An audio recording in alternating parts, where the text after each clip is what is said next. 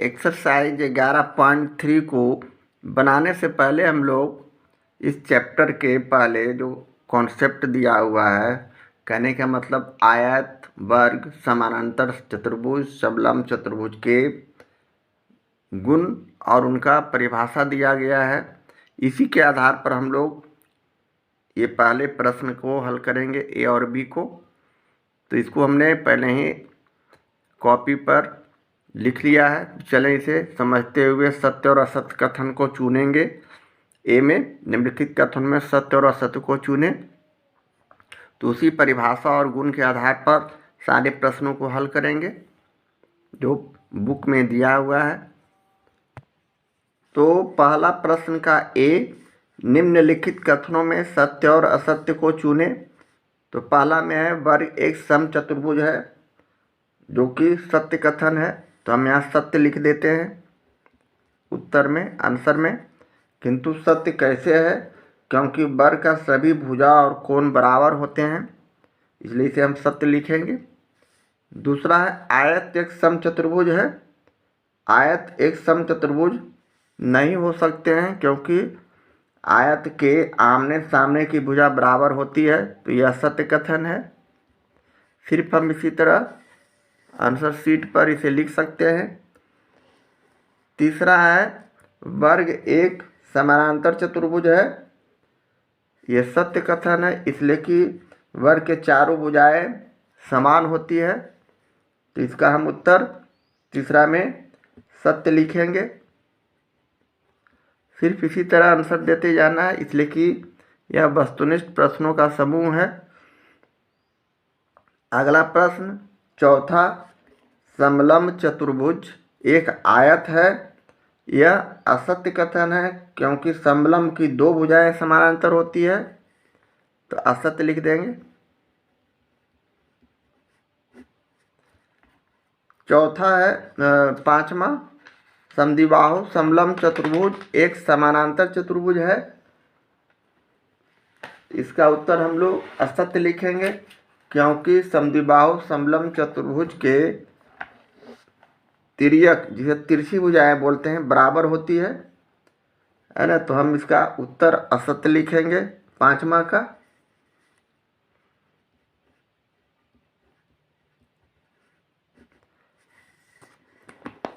इसी प्रकार छठा का आयत एक वर्ग है यदि आयत की आसन्न भुजाएं बराबर हैं।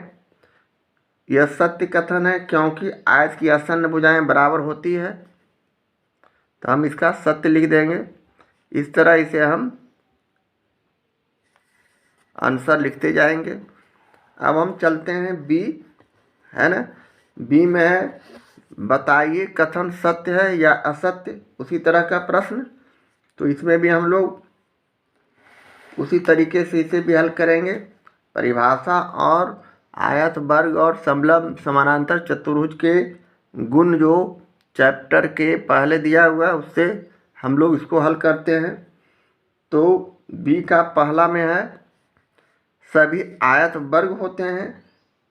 सभी आयत वर्ग नहीं होते हैं, क्योंकि आयत के आमने सामने की भुजा बराबर होते हैं। तो इसका उत्तर हम लोग असत्य लिखेंगे।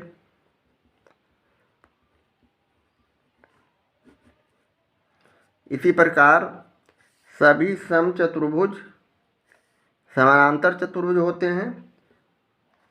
सभी समचतुर्भुज समानांतर चतुर्भुज होते हैं। इस सत्य कथन है, क्योंकि समचतुर्भुज की सभी भुजाएं बराबर होती हैं। सभी भुजाएं बराबर होते हैं समचतुर्भुज के। तो इसका हम उत्तर सत्य लिखेंगे। इसी प्रकार तीसरा का भी उत्तर सभी वर्ग समचतुर्भुज और आयत भी होते हैं। तो तीसरा में हम लोग सत्य लिखेंगे।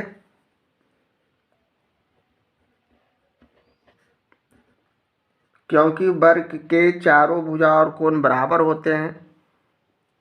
इस प्रकार वर्ग समचतुर्भुज आयत भी होते हैं। चौथा प्रश्न सभी वर्ग समानांतर चतुर्भुज नहीं होते हैं। सभी वर्ग समानांतर चतुर्भुज नहीं होते हैं, क्योंकि समानांतर चतुर्भुज में आमने सामने की भुजा बराबर होनी चाहिए, जबकि वर्ग में सभी भुजा बराबर है। तो ये हमारा असत्य कथन है।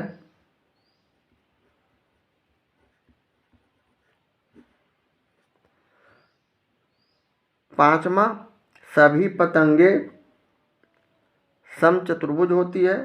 यह असत्य है, क्योंकि पतंग में अलग अलग आसन भुजाओं के दो युग्म की लंबाई बराबर होते हैं, है ना। तो इसको हम पांचवा में क्या लिखेंगे? असत्य लिखेंगे।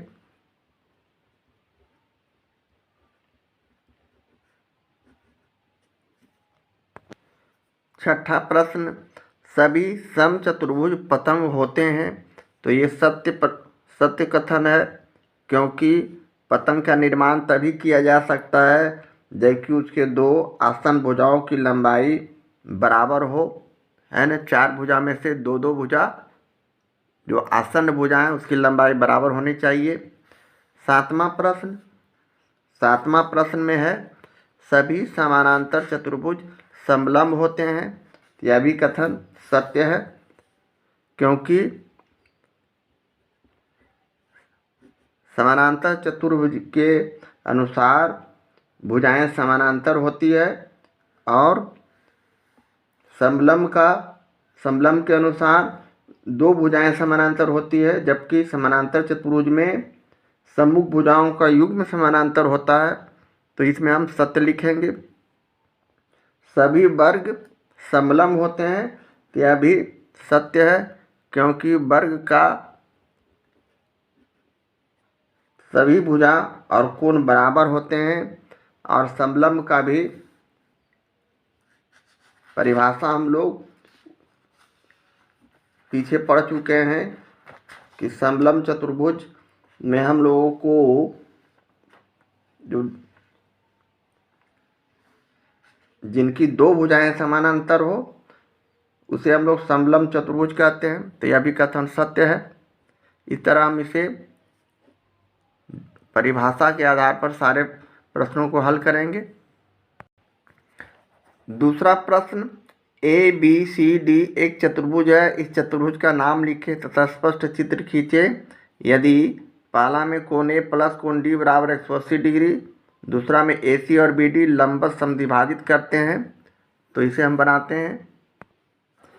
दूसरा का पहला में हम लोगों को चित्र बनाना है चतुर्भुज ए बी सी डी का, जिसमें शर्त है कोण ए प्लस कोण डी 180 डिग्री होना चाहिए। तो हमारे पास दिया हुआ है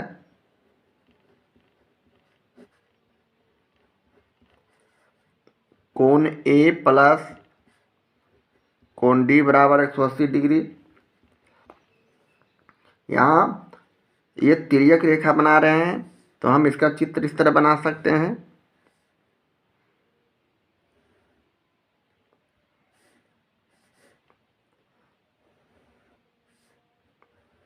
तिरछा रेखा कुछ होना चाहिए। चित्र करते हैं।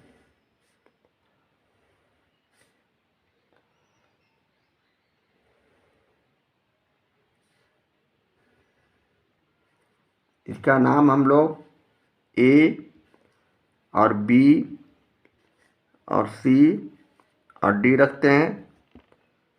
ये भुजा और ये भुजा बराबर है और ये भुजा और ये भुजा बराबर है। और तिर्यक रेखा के एक ही ओर के अंतः कोण, माने ये कोण और ये कोण 180 डिग्री है, जो हमें समलंब चतुर्भुज को सूचित करता है ना। जिस तिर्यक रेखा के एक ही ओर के अंतः कोण का युग्म 180 डिग्री होता है, तो उसे हम लोग समलंब चतुर्भुज कहते हैं। अतः इसे हम ए बी सी डी एक समलंब चतुर्भुज है।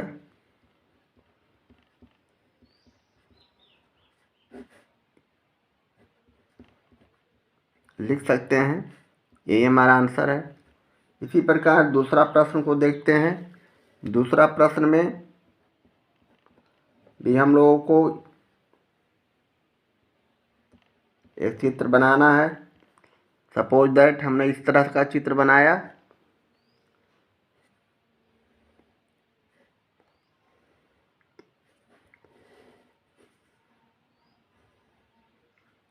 यहाँ हम इसका नामकरण किए ABCD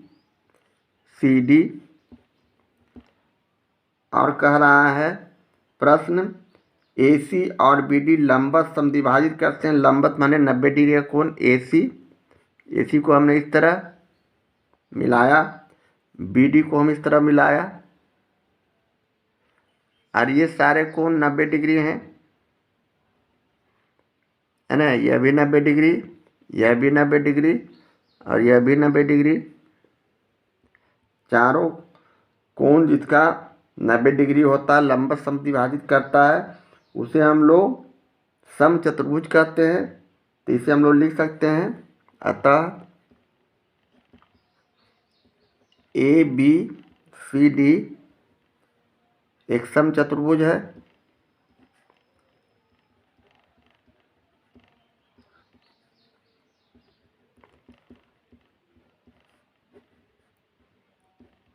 तो हमें बस इतना ही लिख देना है। तीसरा प्रश्न ABCD एक समानांतर चतुर्भुज है। निम्नलिखित स्थितियों में समानांतर चतुर्भुज का नाम लिखें, स्पष्ट चित्र खींचें। तो इसमें हम लोग 3 प्रश्नों को सिर्फ चित्र खींचकर उसका नाम लिखना है। तो पहला, दूसरा और तीसरा को बनाते हैं। तीसरा का पहला में AC लंब है BD पर। तो सबसे पहले चतुर्भुज का निर्माण करते हैं। तो हम इसको इस तरह का चतुर्भुज बनाते हैं। पहले हमने विकर्ण को खींच लिया है, यह लंब हो गया 90 डिग्री का कोण। अब हम इसे मिलाते हैं।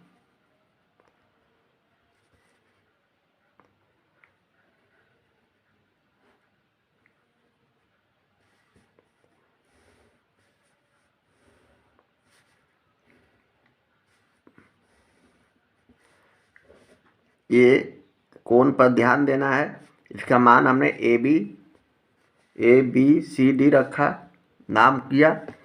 अब ये 90 डिग्री का कोण सभी बना रहा है।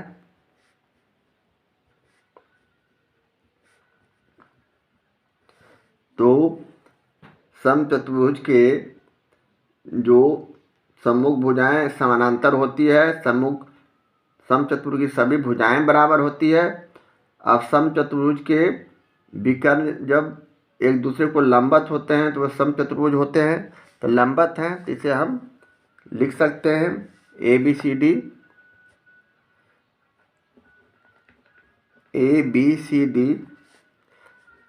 एक समचतुर्भुज है।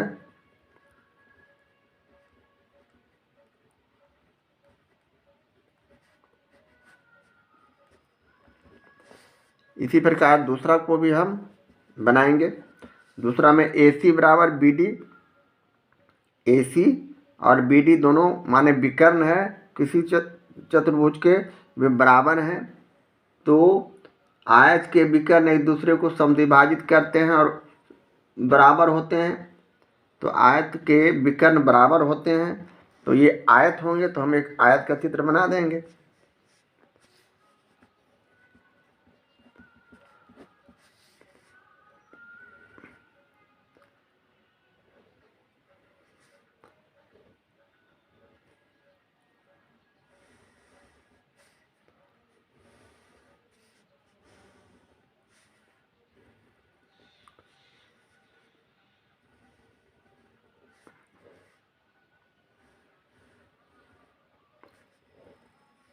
इसका नामकरण कर देंगे ABCD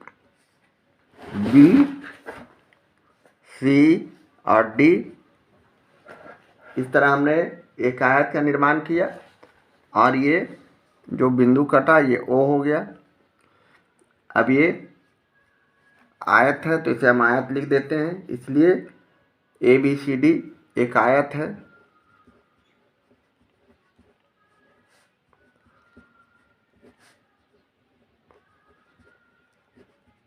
ये सब हल्का फुल्का प्रश्न सिर्फ समझ के लिखना है।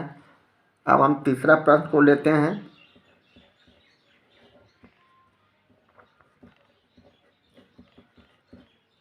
तीसरा में है AC बराबर BD और AC लंब है BD पर, तो यह इसका भी चारों भुजा समझिए बराबर है, विकर्ण बराबर है, तो इसकी कोण भी बराबर है। इस प्रकार ये एक वर्ग बनेंगे। वर्ग के चारों भुजा बराबर होनी चाहिए। तो हम इसका एक चित्र बना देते हैं, चारों भुजा जिसकी बराबर हो।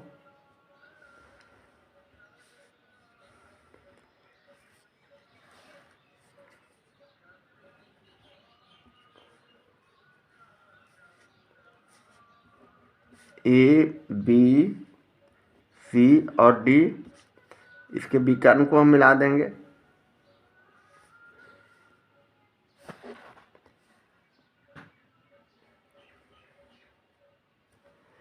ये 90 डिग्री का कोण बना रहा है चारों। ये O हो गया, ये भुजा बराबर है, ये भी बराबर है, ये भी बराबर है, तो ये वर्ग को सूचित कर रहा है। इसलिए यहाँ ABCD एक वर्ग है।